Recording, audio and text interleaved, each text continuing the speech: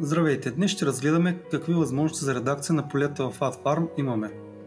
Първо за целта отваряме фермата, в която са разположени нашите полета и избираме едно от тях. След това кликаме на трите точки до името на полето и избираме опцията Редактиране на границите. Зареждат ни се няколко възможности за редакция.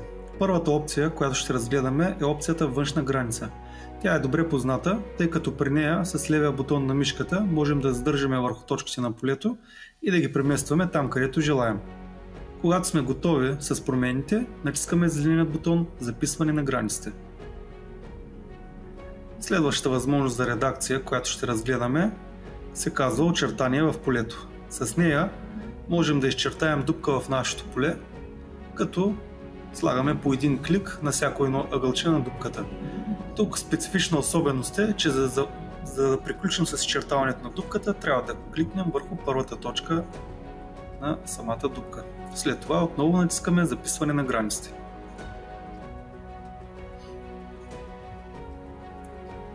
Друга редакция, която имаме, е редакцията изтриване на точка, и тук може да упражним, като изтрием точно тези точки, които сложихме сега при изчертаването на дупката.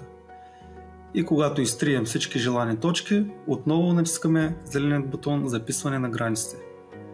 Последната възможност, която ще разгледаме за редакция, се нарича Започнете от начало.